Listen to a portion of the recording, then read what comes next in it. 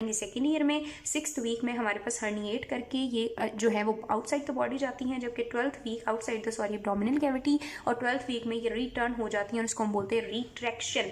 External जेनिटेलियाज develop हो जाते हैं जिससे हम जो है वो डेवलपिंग एम्ब्रियो के सेक्स का पता कर सकते हैं कि इधर मेल है या फीमेल है through ultrasound. After 3rd month ये अल्ट्रासाउंड आता है। उसके बाद वो ये कहता है कि जो हमारे पास रिफ्लेक्स एक्टिविटी है ना वो भी 3rd मंथ में जनरेट हो जाती है।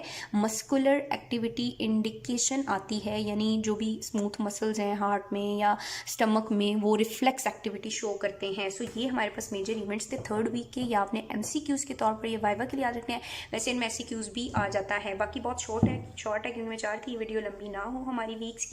4th वीक में आपने याद रखना है कि 4th वीक में हमारे पास जो मेजर इवेंट हो रहा है ना 4 to 5th मंथ में, ठीक है, वो मेजर इवेंट हमारे पास क्या है, वो सिर्फ है लेंथनिंग। ठीक है, उसमें हमारे पास जो मेन चीज़ आपने याद रखनी है वो है लेंथनिंग, क्योंकि हमने कहा 3rd, 4th एंड 5th में क्या होनी है, लेंथनिंग, और 8th और 9th मंथ में क्या होना है, वेट गेन।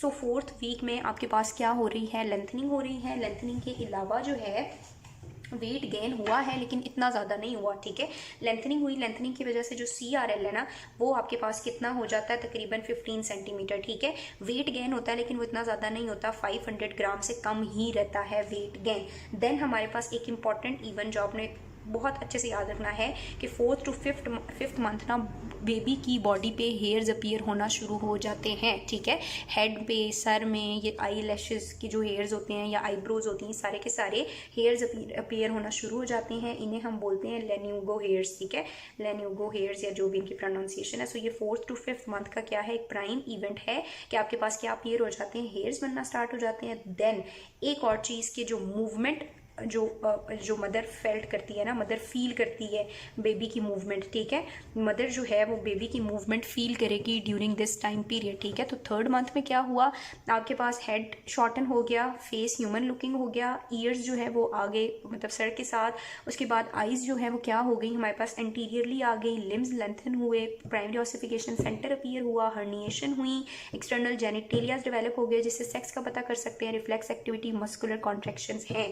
लेकिन मदर ने जो मूवमेंट बेबी की फील करनी है वो कब करनी है, 5th मंथ में। ठीक है, 4th to 5th मंथ में लेंथनिंग हुई, थोड़ा वेट गेन हुआ, हेयर्स अपीयर हुए, एंड देन आपके पास क्या हो गई, मूवमेंट फील हुई। ठीक है, अब अगर हम 5th मंथ से आगे की बात करें, लाइक हम 6th मंथ की बात करें, तो 6th मंथ में आपने बस ये याद रखना है कि बेबी की ना रेडिश अपीयरेंस होती है। रेडिश अपीयरेंस होती है क्योंकि सबक्यूटेनियस फैट जो होता है ना वो अभी तक डिपॉजिट नहीं हुआ। ठीक है, अगर इस टाइम पीरियड में बच्चा पैदा हो जाए ना तो उसकी स्किन ऐसे वो कच्ची कच्ची स्किन होती है। ठीक है अगर आपने कोई प्री मेच्योर इन्फेंट देखा हो या किसी इवन जानवर का भी प्री इन्फेंट देखा हो तो आपने देखा होगा उसकी स्किन जो है वो रेडिश होती है और कच्ची कच्ची होती है। ठीक है, क्योंकि उस पर भी सबक्यूटेनियस फैट डेवलप नहीं हुई। और 6th मंथ का अगर बेबी मतलब लाइक डिलीवर हो जाए या पैदा हो जाए, प्री मेच्योर बर्थ हो जाए, तो उसका सर्वाइवल मुश्किल होता है क्योंकि यहाँ पर 6th मंथ तक अभी तक लंग्स फंक्शनल नहीं हुई होती। ठीक है, लंग्स जो हैं वो फंक्शनल होती है 7th मंथ में, रिस्पिरेटरी सेंटर यहाँ डेवलप नहीं हुआ। अगर हम 7th मंथ की बात करें तो 7th, 8th और 9th मंथ है, आपको पता है 7th से लेके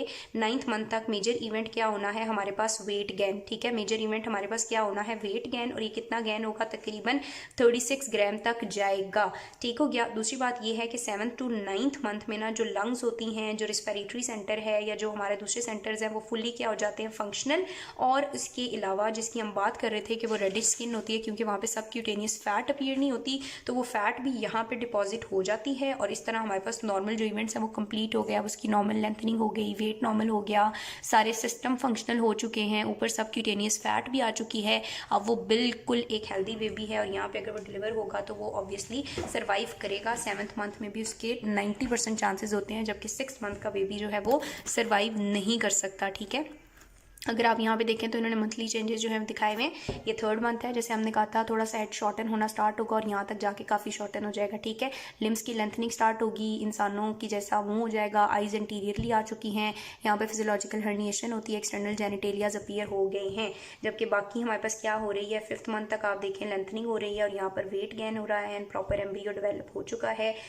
यहाँ पर जो है वो मतलब हेयर्स भी आ चुके हैं, फैट्स भी जो है वो डिपॉजिट हो गई हैं। तो ये हमारे पास क्या थे, जो मंथली चेंजेस थे। अब मैंने आपसे बात करनी है कि हमारे पास जो प्लेसेंटा डेवलप हो रहा है वो किस तरह होना है।